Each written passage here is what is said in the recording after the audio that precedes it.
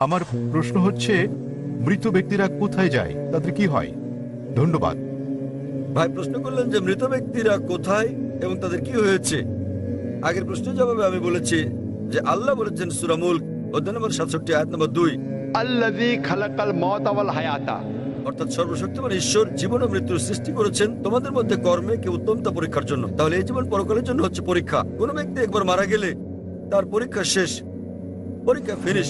তবে সকল মানুষের পরীক্ষার ফলাফল পৃথিবীর বুকে প্রথম মানুষ হযরত আদম আলাইহিস সালাম থেকে শুরু করে আমাদের সময় জীবিত সবার জীবন ধারণকারী শেষ মানুষটি পর্যন্ত সকলকে বিচার দিবসে পুনরুত্থিত করা হবে এবং একযোগে সবার পরীক্ষার ফলাফল প্রকাশ করা হবে। আপনি জানেন, একটা উদাহরণ দিচ্ছি, আমরা কিভাবে ভোট দেই। ভোট গ্রহণ করা হয় উত্তর ভারতে একটা তারিখে, দক্ষিণ ভারতে অন্য একটা তারিখে, পূর্ব ভারতে ভিন্ন একটা তারিখে, কিন্তু গণনা শুরু হয় একযোগে এবং ফলাফল ঘোষণা করা হয় একযোগে। সুতরাং একই রকম ভাবে এখানে পরীক্ষা নেওয়া হয়ে গেছে। তবে তিনি মালিক ইয়াউমিদ্দিন, তিনি বিচার দিবসের মালিক। বিচার সবার একই দিনে হবে। হিসাব কিতাব কে সঠিক কে বেঠিক একই দিনে ঠিক করা হবে। তারপর আপনার ভালো মন্দ কাজের উপর ভিত্তি করে আপনি সর্বশক্তিমান ঈশ্বরের আদেশ মান্য করেছেন কি না, তার ভিত্তিতে আপনি যাবেন বেহেশতে কিংবা দোজখে। তবে সকলকে পুনরুত্থিত করা হবে, যদিও বর্তমানে তারা সুপ্ত অবস্থায় আছেন। সুপ্ত অবস্থা মানে তারা মারা গেছেন, তবে তাদেরকে পুনরায় জীবিত করা হবে। সর্বশক্তিমান ঈশ্বর তাদেরকে পুনরায় জীবন দান করবেন। তাহলে সকল মানুষ পুনরুত্থিত হবে এবং শেষ বিচারের দিনে পবিত্র কোরআন আল্লাহ বলেন যে একজন মানুষও সর্বশক্তিমান স্রষ্টার বিচারে আপত্তি জানাবে না। কারণ আমাদের অঙ্গ প্রত্যঙ্গ সাক্ষ্য দেবে, আমাদের চোখ সাক্ষ্য দেবে, আমাদের হাত সাক্ষ্য দেবে আমাদের কর্মের। এমনকি তারাও আপত্তি করবে না যাদেরকে নির্দেশ পালন না করার জন্য জাহান্নামে পাঠানো হবে। কোরআনে বলা হয়েছে তারা সর্বশক্তিমান স্রষ্টার বিচারে কোনো আপত্তি করবে না। তারা বলবে আমাদের আর একটা সুযোগ দাও, এবং সর্বশক্তিমান আল্লাহ বলবেন যে অনেক দেরি হয়ে গেছে, পরীক্ষার সময় শেষ। তাই বিচার দিবসে সকলকে পুনরুত্থিত করা হবে ভালো খারাপ কাজের উপর ভিত্তি করে। আপনি পাস বা ফেল করবেন, বেহেশত বা দোজখে যাবেন। আশা করি উত্তরটা পেয়েছেন। মাঝের দিকের ভাইয়ের নিকট থেকে পরবর্তী প্রশ্ন, মাইক নম্বর 2। আসসালামু আলাইকুম, আমার নাম অজয়। আমার প্রশ্ন হচ্ছে, জান্নাতে যাবার জন্য ইসলাম গ্রহণ করা কি আবশ্যক?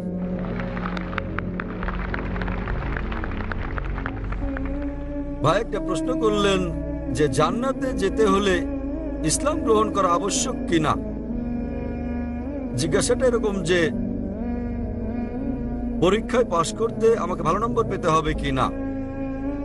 পরীক্ষায় পাশ করার জন্য আপনাকে ন্যূনতম 5 নম্বর পেতে হবে।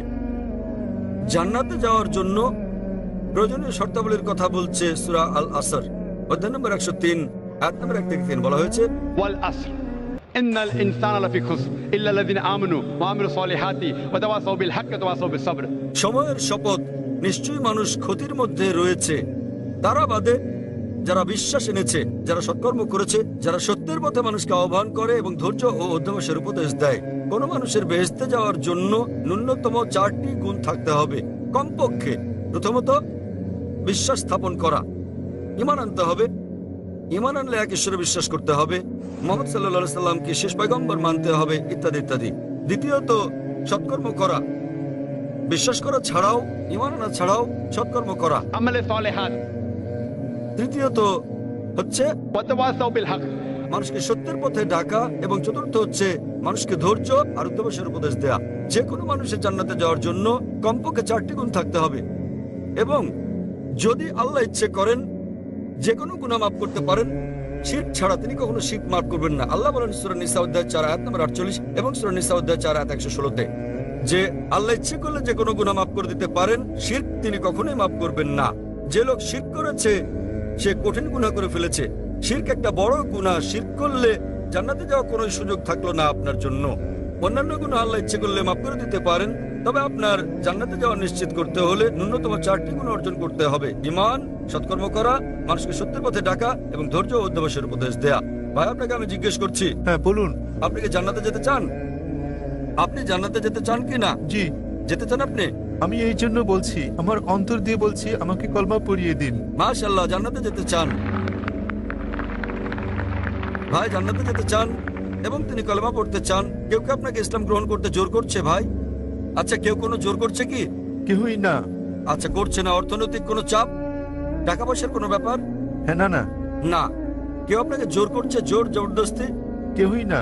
আপনি আপনার অন্তর থেকে গ্রহণ করছেন? হ্যাঁ স্যার, ভালো ভালো কথা বলছে। ইসলাম আমার এই জন্য পছন্দ হয়েছে যে একজন ভগবান, মাশাআল্লাহ, ভাই বলছেন যে এমন সুন্দর সুন্দর কথা বলা হয়েছে ইসলামে এবং ইসলাম ধর্মে ঈশ্বর এক, তাই ইসলাম গ্রহণ করতে চান। আপনি কি মানেন যে মূর্তি পূজা করা ভুল? হ্যাঁ মূর্তি পূজা করা হ্যাঁ ভুল। ভুল। আচ্ছা, আপনি কি মানেন যে মোহাম্মদ সাল্লাল্লাহু আলাইহি সাল্লাম শেষ পয়গম্বর? মোহাম্মদ সাল্লাল্লাহু আলাইহি সাল্লাম আল্লাহর পয়গম্বর, এটাকে আপনি মানেন? মানি। মাশাআল্লাহ। তো ইনশাআল্লাহ আমি কলেমা পড়বো, আপনি হ্যাঁ। সেটা বলবেন, হ্যাঁ। এবং ইনশাআল্লাহ দোয়া করবো আল্লাহ যেন আপনাকে জান্নাতবাসী করেন। হ্যাঁ, ধন্যবাদ। আশহাদু আশহাদু আল্লাহ আল্লাহ ইলাহা ইলাহা ইল্লাল্লাহ ইল্লাল্লাহ ওয়া আশহাদু ওয়া আশহাদু আন্না আন্না মুহাম্মাদান মুহাম্মাদান আবদুহু আবদুহু ওয়া রাসূলুহু। ওয়া রাসূলুহু। আমি সাক্ষ্য দিচ্ছি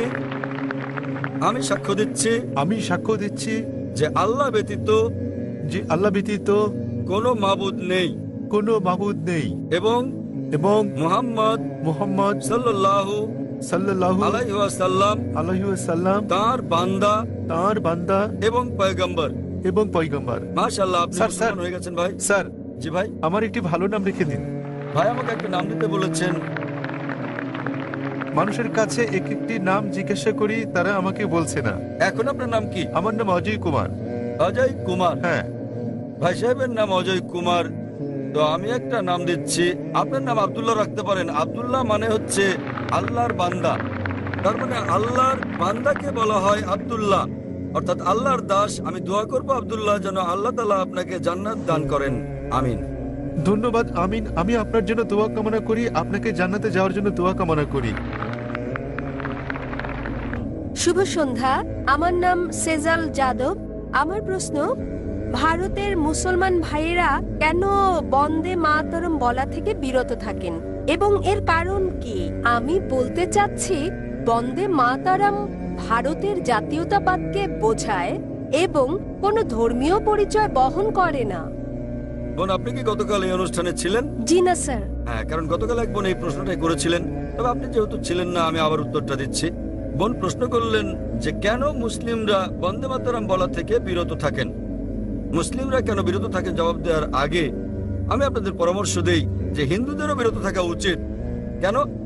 কেননা এটা ধর্মগ্রন্থের বিপক্ষে যায়, যা আমি আগে উল্লেখ করেছি।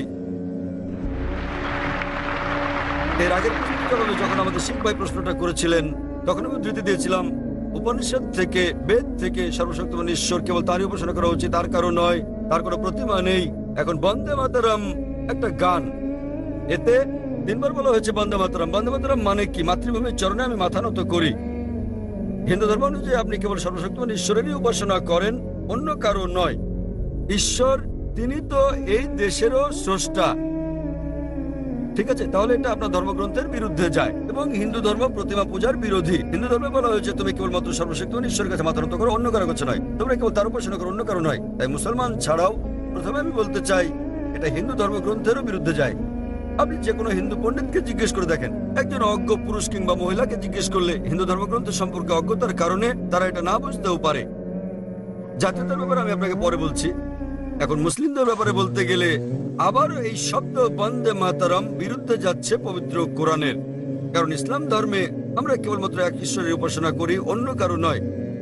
এবং এই দেশ ভারত, আমরা মুসলিমরা দেশকে ভালোবাসি, এদেশকে শ্রদ্ধা করি এবং সর্বশক্তিমান ঈশ্বর স্রষ্টার আইনের বিরুদ্ধে না যাওয়া পর্যন্ত আমরা দেশের আইন মেনে চলি। এই দেশের আইন মেনে চলতে আমাদের মুসলিমদের কোনো আপত্তি নেই, তবে কোনো আইন সর্বশক্তিমান ঈশ্বরের আইনের বিপক্ষে গেলে আমরা তা কখনোই অনুসরণ করি না।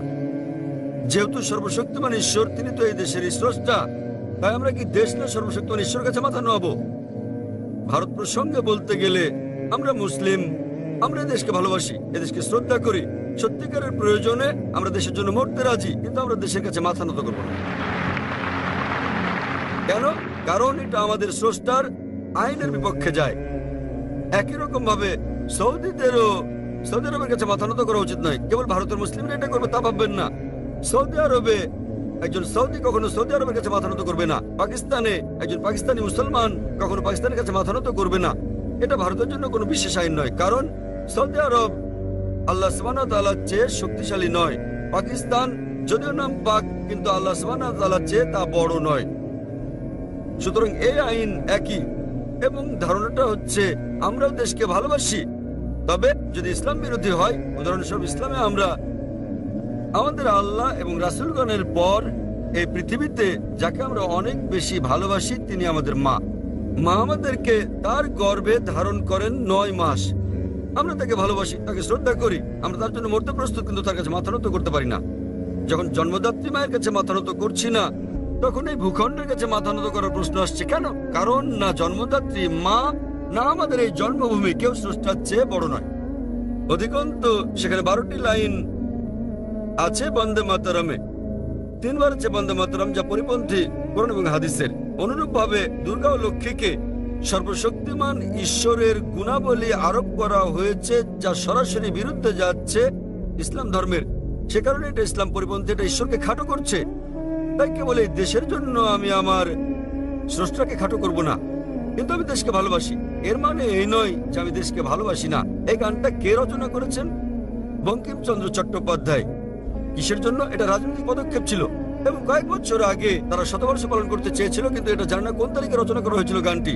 এটা আরো একটা রাজনৈতিক মতলব যা ভারতের রাজনীতিবিদরা আঁটতে চেয়েছিল, কিন্তু ভারতের হিন্দু রাজনীতিবিদরা জানে না যে এটাকে রাজনৈতিক ইস্যু বানিয়ে তারা নিজেদের ধর্মগ্রন্থের বিরুদ্ধে যাচ্ছে। আশা করি উত্তরটা পেয়েছেন। ধন্যবাদ স্যার। আসসালামু আলাইকুম জাকির সাহেব। ওয়ালাইকুম আসসালাম রহমতুল্লাহ। আমার নাম দিলীপ ত্রিবেদী, আমি মুম্বাই থেকে এসেছি। আমি ইসলাম সম্পর্কে জ্ঞান রাখি না, কিন্তু আমার একজন বন্ধু আছে সেকেন্দার ভাই এবং আয়শা বোন, তারা আমাকে কোরআন দিয়েছে এবং আমি ধারাবাহিকভাবে 1 মাস যাবৎ গুজরাটি ভাষায় তা পড়েছি এবং আমি অনেক আগ্রহী হয়েছি। তারপর আমাদের সেকেন্দার ভাই পুনরায় ক্যাসেট শোনায়, তাতে আমি আরও আগ্রহী হই এবং আমি আনন্দিত হয়েছি ইসলাম সম্পর্কে, যা সনাতন সত্য যে আছে সে জ্ঞান আমি পেয়েছি। আর আপনার কাছে আমি চাই, কলেমা পড়তে চাই। মাশাআল্লাহ ভাই, আমরা আপনাকে স্বাগত জানাই। তিনি বললেন 1 মাসেরও বেশি সময় ধরে তিনি কোরআন পড়ছেন। পরে তাকে কিছু ক্যাসেট দেওয়া হয়েছে এবং তাতে উদ্বুদ্ধ হয়ে আল্লাহ সুবহানাহু ওয়া তাআলার একত্ববাদের বিষয়টি উপলব্ধি করতে পেরেছেন, আর সে কারণে তিনি গ্রহণ করতে চান ইসলাম। ভাই দিলীপ, আমি আপনার কাছে জানতে চাই যে কেউ কি আপনাকে বাধ্য করছে গ্রহণ করতে ইসলাম? কেউ আপনাকে জোর করছে? না। না, আপনি সজ্ঞানে গ্রহণ করছেন ইসলাম? জি। আপনি কি স্বেচ্ছায় গ্রহণ করছেন ইসলাম? জি।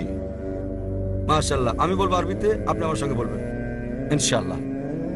আশহাদু আশহাদু আল্লাহ আল্লাহ ইলাহা ইলাহা ইল্লাল্লাহ ইল্লাল্লাহ ওয়া আশহাদু ওয়া আশহাদু আন্না আল্লাহ মুহাম্মাদান মুহাম্মাদান আবদুহু আবদুহু ওয়া রাসূলুহু। ওয়া রাসূলুহু। মাশাআল্লাহ।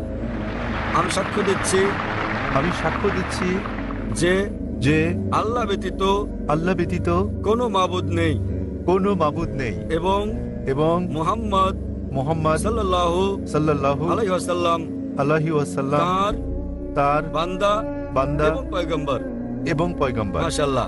ভাই গ্রহণ করেছেন ইসলাম, এবং আমি আল্লাহর কাছে দোয়া করি যেন আল্লাহ সুবহানাহু ওয়া তাআলা আপনার চেষ্টা সাধনা কবুল করেন, আপনার এই পরিশ্রমকে কবুল করেন, এবং ইসলাম সম্পর্কে যদি আপনার আরো কিছু জানার থাকে তো ইনশাআল্লাহ আপনি আইআরএফ এর সংস্পর্শে থাকেন। যদি কোনো প্রশ্ন মনে আসে ইসলামের ব্যাপারে তো এখন আপনি আমাকে জিজ্ঞেস করতে পারেন, অথবা নিজে চলেও আসতে পারেন ডোংরিতে আমাদের অফিসে। আর আমি আল্লাহর কাছে দোয়া করি আল্লাহ সুবহানাহু ওয়া তাআলা যেন আপনাকে জান্নাতবাসী করেন। একটি অনুরোধ আপনাকে, কি বলেন? আমাকে কোনো একটি সুন্দর নাম দিন। ভাই অনুরোধ করলেন যে আমি যেন তার একটা ভালো নাম বাছাই করি, যে নামটা তার জন্য আমার মাথার মধ্যে এই মুহূর্তে আসছে সেই নামটা হচ্ছে বিলাল। আপনি আপনাকে বিলাল বলতে পারেন। সকল ভাই বোনদের কাছে আমার অনুরোধ যে আমার জন্য যেন দোয়া করে। ইনশাআল্লাহ। তিনি এখানে উপস্থিত সকল ভাই বোনের পাশাপাশি পিস টিভির দর্শকদের কাছে অনুরোধ করেছেন। মাশাআল্লাহ 10 কোটি লোক, 10 কোটি মানুষ দেখছেন। তাই আমি এখানে উপস্থিত ভাই বোন এবং পিস টিভির দর্শকদের অনুরোধ করব, দয়া করে আমাদের ভাইয়ের জন্য দোয়া করুন, এবং আমরা আল্লাহ সুবহানাহু ওয়া তাআলার কাছে দোয়া করি তিনি যেন তাকে জান্নাত দান করেন। ধন্যবাদ।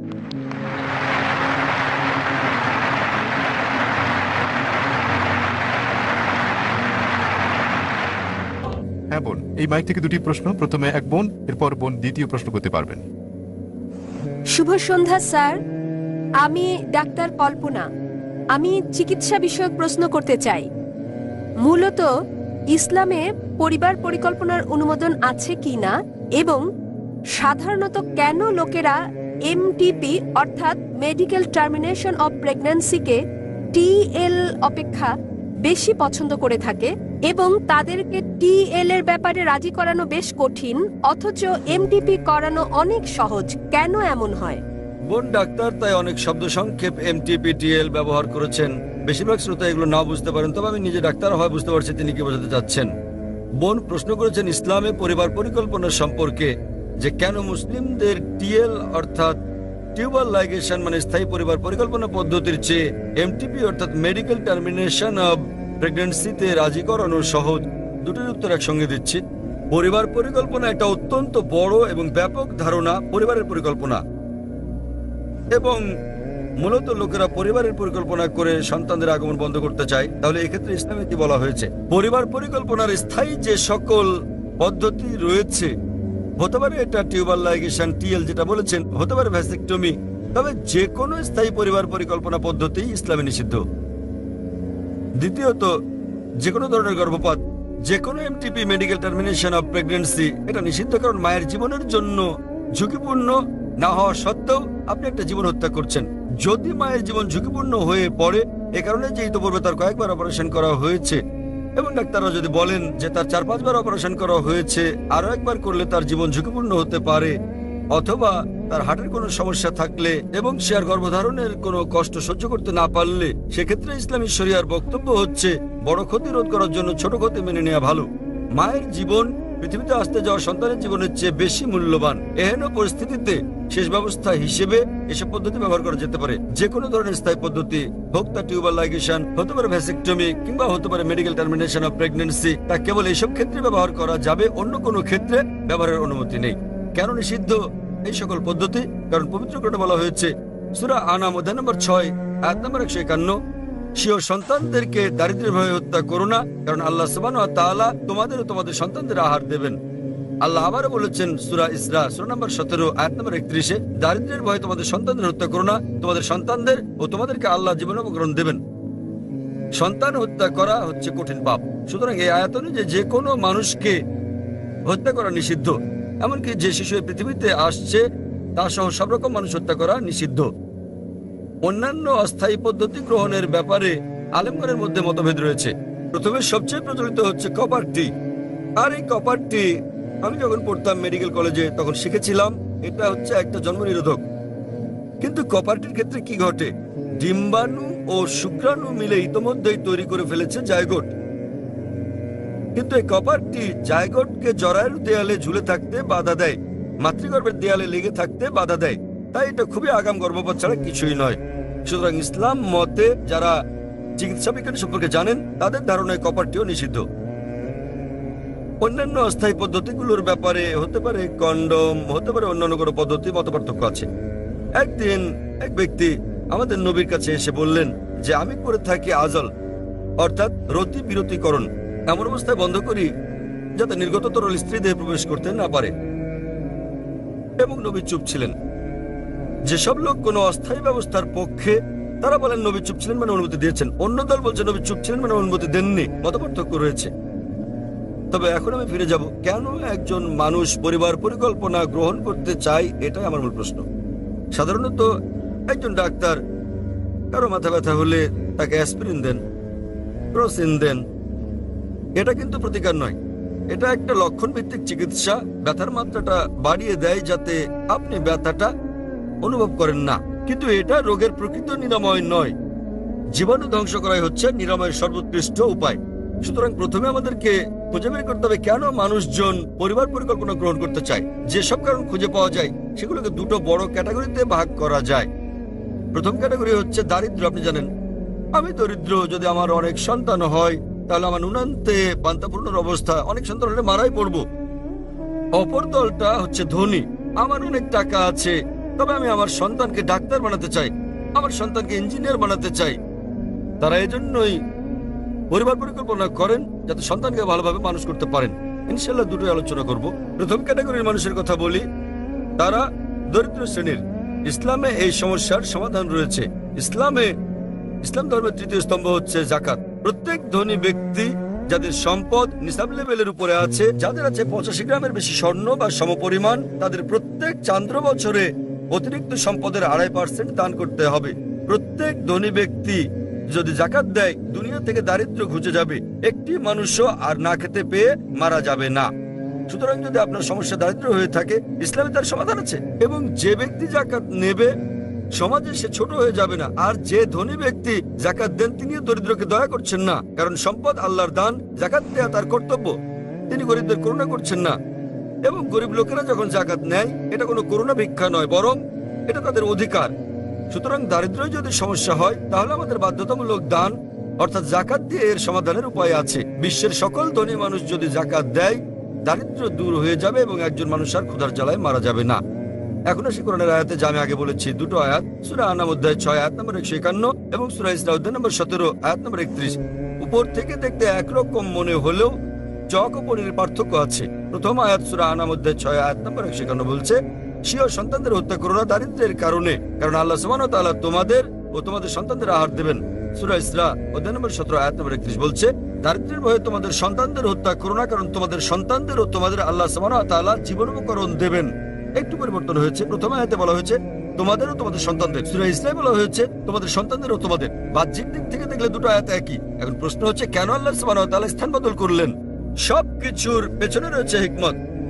সুতরাং আলিমগণ, মুফাসসিরগণ বলেন যে প্রথম আয়াত সূরা আনাম অধ্যায় 6 আয়াত 151-তে দরিদ্রদের কথা বলা হয়েছে। জানেন, আমাদের ভাবনা বেশি সন্তান থাকলে আমরা এমনকি আমাদের সন্তানরাও মারা পড়বে। তাই সর্বশক্তিমান আল্লাহ বলেন, চিন্তা করো না, স্বীয় সন্তানদের দারিদ্র্যের কারণে হত্যা করো না, আল্লাহ তোমাদের ও তোমাদের সন্তানদের আহার দেবেন। প্রথম আয়াতটা দরিদ্রদের জন্য, দ্বিতীয় আয়াত হচ্ছে ধনীদের জন্য। আর আমার কোনো আর্থিক সমস্যা নেই, তবে আমার ইচ্ছা আছে আমার সন্তান সংখ্যা কম হলে আমি তাদের ডাক্তার বানাবো, তাদেরকে ইঞ্জিনিয়ার বানাবো। তাই আল্লাহ বলেন, দারিদ্র্যের কারণে তোমাদের সন্তানদেরকে হত্যা করো না, আল্লাহ তোমাদের সন্তানদের ও তোমাদেরকে আহার দেবেন। অর্ডার বদলে গেল। যারা ধনী অর্থাৎ দ্বিতীয় ক্যাটাগরির মানুষ, তাদের সমস্যার সমাধানটা কি? শুধু আপনাদের অবগতির জন্য বলছি, আমি আমার পিতামাতার পঞ্চম সন্তান। যদি তারা পরিবার পরিকল্পনা করতেন, আমার জন্মই হতো না। আপনার মতে আমি কি সমাজের জন্য আশীর্বাদ বা অভিশাপ? আপনি জানেন, বিশ্বের সমাজে শ্রেষ্ঠ পেশা ডাক্তার, চিকিৎসক। সবচেয়ে ভালো পেশা ডাক্তার, এর চেয়ে ভালো কিছু নেই। আলহামদুলিল্লাহ, পিতামাতার পঞ্চম সন্তান হয়েও আমি ডাক্তার হয়েছি। তবে আমি ডাক্তার হয়েছি মানুষের সেবার জন্য। কিন্তু যখন আরো ভালো পেশা পেলাম, আল্লাহ বলেন সূরা ফুসিলাত অধ্যায় 41 আয়াত নম্বর 33-এ, ومن أحسن قولا ممن دعا إلى الله وعمل صالحا قال إنني من المسلمين। তার কথার চেয়ে কার কথা উত্তম হতে পারে যে মানুষকে আল্লাহর পথে ডাকে, ভালো কাজ করে এবং বলে যে আমি মুসলিম। যখন আমি আরো ভালো পেশা পেলাম, আমি শরীরের ডাক্তার হওয়ার থেকে হয়ে গেলাম আত্মার ডাক্তার। আমি যদি ডাক্তার থাকতাম, আমি নিশ্চিত এখানে 1 লাখেরও বেশি মানুষ আছেন, তারা আমার কথা শুনতে আসতেন না। তারা এখানে এসেছেন কারণ আমি দেহের ডাক্তার থেকে আত্মার ডাক্তার হয়েছি। তাই আপনাদের কাছে আমার প্রশ্ন, আমি আমার পিতামাতার পঞ্চম সন্তান, আমি কি সমাজের জন্য আশীর্বাদ না অভিশাপ হয়েছি? মানুষজনের একটা ভুল ধারণা রয়েছে যে যদি কম সন্তান থাকে তাহলে আপনারা বিকল্প সুবিধা নিতে পারবেন, তাদেরকে ভালো করে মানুষ করতে পারবেন। নোবেল পুরস্কার বিজয়ীদের তালিকা যাচাই করলে আপনারা দেখতে পাবেন, যারা পুরস্কার পেয়েছেন, বিশ্ব সেরা সেরা বিজ্ঞানী, সেরা ক্রীড়াবিদ, তাদের সকলে পিতামাতার প্রথম সন্তান নন, তারা একমাত্র সন্তানও নন। হয়তোবা কেউ দ্বিতীয় সন্তান, কেউ তৃতীয়, কেউ পঞ্চম, এরকম মিশ্র। কাজে এটা একটা ভুল ধারণা। আল্লাহ সুবহানাহু ওয়া তাআলা জন্মবিরতিকরণ প্রাকৃতিক উপায় বলে দিয়েছেন। ইসলাম অনুযায়ী যখনই একটি শিশু ভূমিষ্ঠ হয়, তখন থেকে মার উচিত তাকে দুধ পান করানো। কিন্তু আজকাল বিশ্বে মায়েরা মাতৃদুগ্ধ পান করতে চান না, কেননা তাদের শরীর নষ্ট হয়ে যাবে। চিকিৎসা শাস্ত্র অনুযায়ী আপনার সন্তানকে সবচেয়ে উত্তম যে খাবার আপনি দিতে পারেন তা হলো মায়ের দুধ। আর আপনি সন্তানকে দুধ পান করালে প্রাকৃতিকভাবে দুগ্ধদানকালীন বিরতি ঘটবে। ডাক্তার হতে আপনি জানেন যে দুগ্ধদানকালীন একটা বিরতি রয়েছে, এর অর্থ মা হিসেবে গর্ভধারণ করবেন না। যদি এটা পুরোপুরি নিরাপদ নয়, তবে তার এই সময় গর্ভধারণের সম্ভাবনা খুবই কম থাকে। সুতরাং সর্বশক্তিমান আল্লাহ সুযোগ দিয়ে রেখেছেন। এবং জনসংখ্যা এটা অভিশাপ নয়, এটা হচ্ছে আশীর্বাদ। আপনি জানেন, আমরা আমাদের দেশে ভারতে বলে থাকি हम दो हमारे दो, আমরা দুজন এবং আমাদের দুজন। एक के बाद अभी नहीं, दो के बाद कभी नहीं। একটির পর এখনই নয়, দুটোর পর কখনোই নয়। এগুলো হচ্ছে ভারতীয় স্লোগান, কারণ ভারত সরকার জনসংখ্যার যত্ন নিতে জানে না। আমেরিকা গেলে দেখবেন শিশুরা টি শার্ট পরে থাকে যাতে লেখা থাকে আমি আমার পিতার কর সাশ্রয়ী। যত বেশি সন্তান থাকবে আপনাকে তত কর কম দিতে হবে। আপনি অস্ট্রেলিয়া যান কিংবা কানাডা গেলে দেখবেন শিশু জন্ম নিলেই সরকার তাদের ভাতা দেয়। প্রতিটি শিশুর জন্য প্রতি মাসে আপনি ভাতা পাবেন। সুতরাং আমেরিকা, অস্ট্রেলিয়া, কানাডার সরকার তাদের জনসংখ্যাকে উৎসাহিত করছে। ভারত সরকার কেন অনুৎসাহিত করছে? তাহলে সমস্যাটা সরকারের নীতিগত, জনসংখ্যা নয়। আপনি জানেন কিনা, এখন দুটো দেশ যারা সুপার পাওয়ার হওয়ার জন্য প্রতিযোগিতা করছে, এরা হচ্ছে চীন আর ভারত। বিশ্বের সবচেয়ে বেশি জনসংখ্যা, চীনের দ্বিতীয় ভারত। বর্তমানে ভারত ও চীন সুপার পাওয়ার হওয়ার জন্য প্রতিযোগিতা করছে। কেন? কারণ চীন ভারত উভয় দেশেরই বিপুল জনশক্তি রয়েছে। যখন আমি বলি জনশক্তি, এর মানে মানুষের শক্তি, তাতে নারীরাও আছেন। চীন এবং ভারতের জনশক্তি আছে, সে কারণেই আজ আপনারা দেখেন আমেরিকা এই দেশে বিনিয়োগ করছে, লক্ষ্য করবেন পশ্চিমারা দেশে বিনিয়োগ করছে, শেয়ার বাজার বাড়ছে। কেন? জনসংখ্যার জন্যই। সুতরাং জনসংখ্যা এটা একটা আশীর্বাদ, অভিশাপ নয়। তাই আপনি যদি চান আপনার সন্তান হবে ডাক্তার বা ইঞ্জিনিয়ার, ভাববেন না, আপনি জানতেন না আপনার পঞ্চম সন্তানটি ডাক্তার হবে কিংবা ইঞ্জিনিয়ার হবে। তবে এর অর্থই নয় যে আপনার আরো সন্তান থাকলে তাদেরও বেশি সুযোগ দিতে পারতেন। তৃতীয় আর একটা ক্যাটাগরি, এটা একটা একক ক্যাটাগরি। একসময় কেউ আমাকে বলেছিল যে ভাই জাকির, আমি ধনী, সন্তান মানুষ করার ঝামেলার মধ্যে আমি নেই। আপনি জানেন আমি ধনী, তাই অর্থের কোনো সমস্যা নেই এবং সন্তানকে ডাক্তার বা ইঞ্জিনিয়ার বানানোর ঝামেলার মধ্যে আমি নেই। আমি আমার জীবনটাকে উপভোগ করতে চাই। তৃতীয় ক্যাটাগরি। আমি তাকে বললাম, তথাপিও আপনি জীবনকে উপভোগ করতে চাইলে সবচেয়ে উত্তম হচ্ছে সময় মতো বিয়ে করুন, ঠিক সময় সন্তান নিন, যেন যথাসময়ে অবসর নিতে পারেন। আপনারা জানেন ভারতে এরকম কিছু সম্প্রদায় রয়েছে, যেমন গুজরাটি, তারা সবাই তাড়াতাড়ি বিয়ে করে ফেলে, 19, 20, 21 বছরের মধ্যে তাড়াতাড়ি সন্তান নেয়। তাদের বয়স 35 থেকে 40-এ পৌঁছলেই তাদের সন্তানেরা তাদের ব্যবসা বাণিজ্যের দায়িত্ব গ্রহণ করে। সুতরাং 40 বছরই তারা অবসর নিতে পারে, অন্যান্য সবাই 60-70 বছর অবসর নেয়। 40 বছর বয়সে যাদের সন্তানেরা ব্যবসা বাণিজ্যের দায়িত্ব নিতে পারে, তারা জীবন উপভোগ করতে পারে। সুতরাং আপনি উপভোগ করতে চাইলে সময় মতো বিয়ে করুন, সন্তান নিন, আরাম করুন, জীবনকে উপভোগ করুন। তাই ব্যক্তিগতভাবে আমি আমার মতামত দিতে চাই। পরিবার পরিকল্পনার ক্ষেত্রে আমি সেসব দলের পণ্ডিতদের কথা বিশ্বাস করি। আল্লাহ কোরআনে বলেছেন সূরা আলে ইমরান অধ্যায় নম্বর 3 আয়াত নম্বর 54, মাকরু মাকারাল্লাহু ওয়াল্লাহু খায়রুল মাকিরিন। তারা চক্রান্ত করেছে, আল্লাহ কৌশল করেছেন এবং আল্লাহ কৌশলীদের শ্রেষ্ঠ। সুতরাং যদি ভেবে থাকেন আপনি ভালো পরিবার পরিকল্পনা করতে পারেন, তাহলে আপনাকে স্বাগতম। তবে আমি আমার পরিবার পরিকল্পনা স্রষ্টার হাতে ছেড়ে দিয়েছি, আর সেটাই উত্তম। আশা করি উত্তরটা পেয়েছেন। ধন্যবাদ স্যার। আমি অনুরোধ জানাচ্ছি, যদি কোনো বোনের কোনো সুনির্দিষ্ট প্রশ্ন থাকে তাহলে আসুন। ইসলামের ব্যাপারে কোনো জটিল প্রশ্ন থাকলে কিংবা ইসলামের কোনো বিষয়ে বিস্তারিত জানা থাকলে এখনই সময়। ডক্টর জাকির উপস্থিত আছেন, দয়া করে মাইকের কাছে যান এবং আপনার প্রশ্ন করুন। শুভ সন্ধ্যা স্যার, আমার নাম মঞ্জু সিং, আমি নাগপুরের বাসিন্দা। আমি বেদের ব্যাপারে একটি প্রশ্ন করতে চাই, কারণ আমি বিশ্বাস করি বেদ হিন্দু ধর্মের মূল ধর্মগ্রন্থ। তাই আমি জানতে চাই, আপনি বিভিন্ন ধর্মগ্রন্থের অভিন্ন দিকগুলো তুলে ধরছেন, যা অন্যান্য ধর্মগ্রন্থে একই রকম, কিন্তু কেন আপনি অমুসলিমদের কাছে সেসব দিকগুলো তুলে ধরছেন না, যেগুলো পরস্পর সাংঘর্ষিক কিংবা যেগুলো পরস্পর বিপরীত? কারণ হিন্দু মেয়ে হিসেবে আমি অভিন্ন দিকগুলো বিশ্বাস করলেও এটা জানা অত্যন্ত গুরুত্বপূর্ণ হিন্দু ধর্মগ্রন্থের কোন দিকগুলো অন্যান্য ধর্মের সঙ্গে অভিন্ন এবং কোনগুলো ভিন্ন। বোন খুব সুন্দর একটা প্রশ্ন করেছেন। তিনি বলেছেন আমি বেদ থেকে উদ্ধৃতি দিয়েছি, সাদৃশ্যগুলো তুলে ধরেছি, কেন বৈসাদৃশ্যগুলো সম্পর্কে বলিনি, এবং তিনি সাদৃশ্যের পাশাপাশি বৈসাদৃশ্যগুলো জানতে চেয়েছেন। বোন, আমি যেমন ইসলাম ধর্ম ও হিন্দু ধর্মের সাদৃশ্যগুলোর উপর কয়েক ঘন্টা ধরে আলোচনা করতে পারি, তেমনি আমি ইসলাম ধর্ম ও হিন্দু ধর্মের বৈসাদৃশ্য নিয়েও দীর্ঘ আলোচনা করতে পারি। তবে আমি সাদৃশ্য নিয়ে কথা বলতে পছন্দ হওয়ার কারণ, কোরআনে আমার স্রষ্টা আল্লাহ সুবহানাহু ওয়া তাআলা আমাকে সেই উপদেশ দিয়েছেন। সূরা আলে ইমরান অধ্যায় নম্বর 3 আয়াত নম্বর 64 বলা হয়েছে, কুল ইয়া আহলাল কিতাব বলো হে কিতাবীগণ, তাআলাউ ইলা কালিমাতিন সাওয়াইন বাইনা বাইনাকুম, এসো সেই বিষয়ের প্রতি যা তোমাদের আমাদের মধ্যে এক। প্রথম সাদৃশ্য কি? আল্লাহ না'বুদা ইল্লাল্লাহ, আমরা আল্লাহ ছাড়া অন্য কারো ইবাদত করব ওয়ালা না, নুশরিকা বিহি শাইয়্যান, তার সঙ্গে অন্য কাউকে শরীক করব না। ওয়ালা ইয়াত্তাখিযা বা'দুনা বা'দান আরবাবান মিন দুনিল্লাহ, আল্লাহ ছাড়া আমরা অন্য কাউকে আমাদের মধ্যে হতে রব হিসেবে গ্রহণ করব না। ফাইন তাওয়াল্লাউ যদি তারা মুখ ফিরিয়ে নেয়, ফাকুলু শাহাদু বলো তোমরা সাক্ষী থাকো বিআন্না মুসলিমুন, আমরা তো মুসলিম, আল্লাহ সুবহানাহু ওয়া তাআলার কাছে আত্মসমর্পণকারী। কোরআনের এই আয়াত আমাদের পথ দেখাচ্ছে কিভাবে বিভিন্ন ধর্মের মানুষের সঙ্গে কথা বলতে হবে। এসো সেই বিষয়ের প্রতি যা তোমাদের আমাদের মধ্যে এক। প্রথম সাদৃশ্য কি?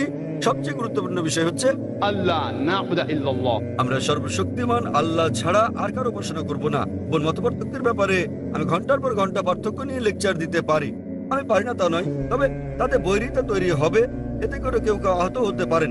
অবশ্য বিতর্কের সময় অনেক সময় বাধ্য হয়ে করতে হয়। যখন বিতর্ক হয়, একটা উদাহরণ দিচ্ছি, ডক্টর উইলিয়াম ক্যাম্বেল নামের এক ব্যক্তির সঙ্গে আমার বিতর্ক হয়েছিল। হ্যাঁ বোন, আপনি কি সেটা শুনেছিলেন? হ্যাঁ, আমি ভিডিও দেখেছি। হ্যাঁ, সেই বিতর্কের বিষয় ছিল ইসলাম ধর্ম ও খ্রিস্টান ধর্মের মধ্যে বৈসাদৃশ্য। কেন? তিনি একটা বই লিখেছিলেন, তাতে বলা হয়েছে কোরআনে 30টি বৈজ্ঞানিক ভুল রয়েছে এবং 8 বছরে কেউ এর জবাব দেয়নি। আমেরিকায় প্রচুর বিক্রি হয় বইটা। সুতরাং আমেরিকার ছাত্ররা আমাকে ডেকে পাঠালো। আমাদের সংলাপ হলো, বিষয় ছিল বিজ্ঞানের আলোকে বাইবেল ও কোরআন। কোরআনের বিরুদ্ধে তার যেসব আপত্তি ছিল আমি সবগুলো জবাব দিলাম। আমি বাইবেল থেকে 38টি বিষয় উল্লেখ করলাম যা বিজ্ঞানের বিপরীত। তিনি এর একটির জবাব দিতে পারলেন না। তাই এই বিতর্কে আমাকে এই কাজটা করতে হয়েছিল। যদি কোনো হিন্দু পণ্ডিতের সঙ্গে আমার বিতর্ক হয়, যদি তিনি বলেন বেদ পুরোপুরি বৈজ্ঞানিক, তখন অবৈজ্ঞানিক কথাগুলো আমি বলতে পারি। তবে যদি আমি বৈসাদৃশ্য নিয়ে কথা বলি, হতে পারে তখন আপনি মনক্ষুণ্ণ হবেন।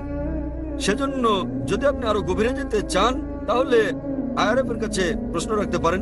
আমরা আপনাকে সব রকম তথ্য দেব। তবে জনসমক্ষে নিতান্ত বাধ্য না হলে ব্যক্তিগতভাবে আমি বৈপরীত্য নিয়ে আলোচনা করতে চাই না। তার মানে এই না যে আমরা সচেতন নই, তবে সাদৃশ্যগুলো জানা থাকলে যে আপনাদের বলছি, আসুন আমরা অভিন্ন বিষয়গুলো অনুসরণের ব্যাপারে একমত হই। তাই আমি জনসাধারণকে বলি যেগুলো একই বেদে, বাইবেলে, কোরআনে, যাতে সবাই একমত হয় যে অন্তত একটা গ্রন্থ ঈশ্বরের বাণী। হিন্দুরা বলবে বেদ ঈশ্বরের বাণী, খ্রিস্টানরা বলবে বাইবেল ঈশ্বরের বাণী, মুসলিমরা বলবে কোরআন আল্লাহর বাণী। আমি তাদেরকে একটি কথা বলি যা সবাই মেনে নেবেন। আসুন আমরা মেনে নেই যে বিষয়গুলোতে মিল রয়েছে। সুতরাং যখন আমরা অভিন্ন বিষয়গুলো দেখি, বেদ, বাইবেল, ইহুদিদের ধর্মগ্রন্থ, তালমুদ, কোরআনে, সবগুলো ধর্মগ্রন্থেই বলা হয়েছে ঈশ্বর এক। সবগুলো ধর্মগ্রন্থে বলা হচ্ছে সর্বশেষ নবী হযরত মুহাম্মদ সাল্লাল্লাহু আলাইহি সাল্লাম। সেজন্য আমি আপনাকে বলছি বোন, কেন আপনি এক ঈশ্বরে বিশ্বাস করেন না? আমি আপনাকে জিজ্ঞেস করছি বোন, আপনি কি এক ঈশ্বরে বিশ্বাস করেন? হ্যাঁ, আমি বিশ্বাস করি এক ঈশ্বরে। আপনি কি বিশ্বাস করেন বোন, আপনি কি বিশ্বাস করেন সর্বশেষ বার্তাবাহক নবী মুহাম্মদ সাল্লাল্লাহু আলাইহি সাল্লাম? ঠিক এই কারণে আমি আপনাকে প্রশ্ন করেছি, কারণ কোরআন ও বেদ বোঝা খুবই কঠিন এবং আমি দ্বিধাগ্রস্ত। কোন ধর্মগ্রন্থটি ঈশ্বরকে পাওয়ার জন্য আমার জন্য অধিক গুরুত্বপূর্ণ? আমি ঈশ্বরের উপাসনার কথা বোঝাতে বোন, আপনি চাইছি। কি শুনেছেন আমার লেকচার ইসলাম ও হিন্দু ধর্মের মধ্যে সাদৃশ্য নিয়ে? অথবা হিন্দু ধর্মগ্রন্থে হযরত মুহাম্মদ সাল্লাল্লাহু আলাইহি সাল্লাম, এটা কি শুনেছেন? হ্যাঁ, শুনেছি। জানেন যে আপনার ধর্মগ্রন্থে বলা হয়েছে সর্বশেষ বার্তাবাহক নবী মুহাম্মদ সাল্লাল্লাহু আলাইহি সাল্লাম? হ্যাঁ, আপনি এটা জানেন? হ্যাঁ। তাহলে আপনি বিশ্বাস করেন যে নবী মুহাম্মদ আল্লাহর বার্তাবাহক? হ্যাঁ, আপনি অবশ্যই। কি বিশ্বাস করেন? হ্যাঁ, তাহলে আপনি যদি বিশ্বাস করেন যে ঈশ্বর একজন, যদি বিশ্বাস করেন প্রতিমা পূজা করা নিষিদ্ধ, এবং যদি বিশ্বাস করেন যে নবী মুহাম্মদ সাল্লাল্লাহু আলাইহি সাল্লাম সর্বশেষ বার্তাবাহক, তাহলে আরবি ভাষায় আমরা আপনাকে বলি মুসলিম।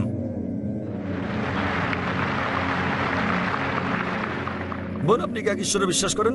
হ্যাঁ, আমি এক ঈশ্বরে বিশ্বাস করেন করি। প্রতিমা পূজা নিষিদ্ধ? হ্যাঁ, আপনি কি বিশ্বাস করেন ঈশ্বরের কোনো আকৃতি নেই?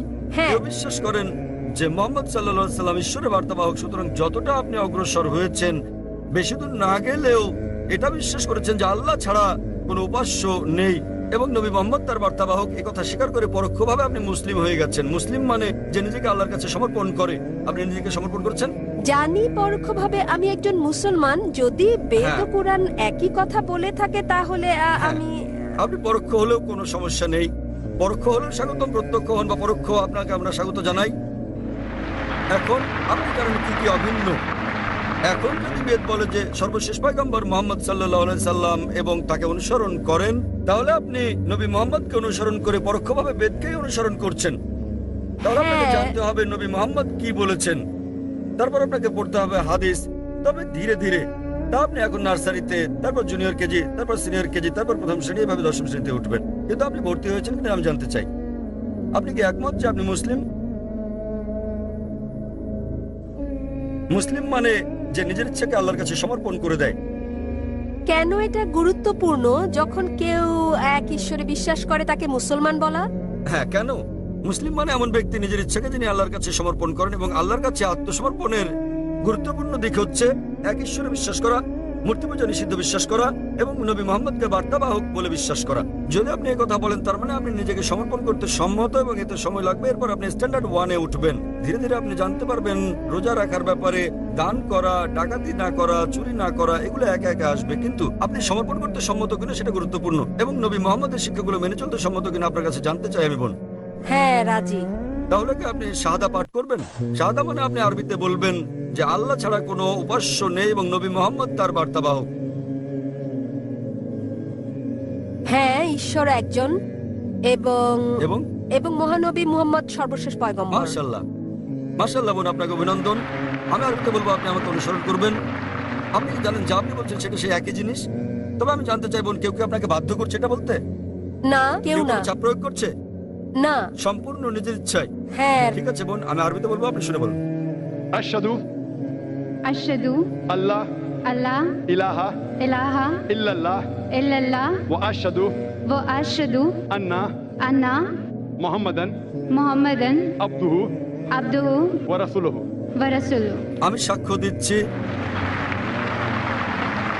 আমি সাক্ষ্য দিচ্ছি আমি সাক্ষ্য দিচ্ছি যে কোনো উপাস্য নেই যে কোনো উপাস্য আল্লাহ নেই ছাড়া আল্লাহ ছাড়া এবং নবী মুহাম্মদ এবং নবী তার মুহাম্মদ সাথে বর্ষিত হোক, তার উপর শান্তি হলেন বর্ষিত হোক, আল্লাহর বান্দা হলেন আল্লাহর এবং বান্দা আল্লাহর রাসূল। এবং আল্লাহর রাসূল। মাশাআল্লাহ। ধন্যবাদ। আপনাকে আমি অভিনন্দন জানাই বোন। এখন আপনি ইসলামে প্রবেশ করেছেন এবং ইনশাআল্লাহ আরো জ্ঞান অর্জন করে প্রথম স্ট্যান্ডার্ড, দ্বিতীয় তৃতীয় স্ট্যান্ডার্ড শ্রেণীতে উঠবেন। ইসলামিক রিসার্চ ফাউন্ডেশনের বন্ধুদের সংস্পর্শে থাকুন এবং আপনাকে দিক নির্দেশনা দিতে আমাদের ভালোই লাগবে। আর যদি কোনো প্রশ্ন থাকে কোরআন সম্পর্কে, ইসলাম সম্পর্কে আপনি করতে পারেন। হিন্দু ধর্ম সম্পর্কেও কোনো প্রশ্ন থাকলে করতে পারেন। জি, আপনাকে সুস্বাগতম বোন, এবং আমি আল্লাহ তাআলার কাছে দোয়া করি তিনি যেন আপনাকে জান্নাত দান করেন। ধন্যবাদ স্যার।